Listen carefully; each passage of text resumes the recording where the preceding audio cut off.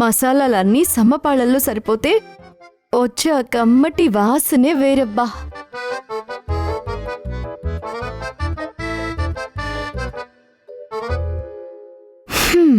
ఒక పట్టు పట్టాల్సిందే.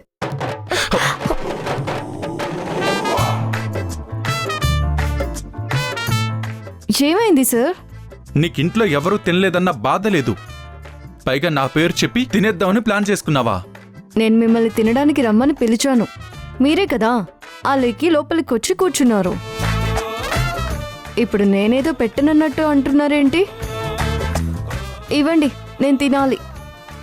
ఇటు ఇవ్వను, పైగా అమ్మ వండిన కూర నీకు ఒక్క ముద్ద కూడా మిగలనివ్వను. ఆకలితో మాడి చావు.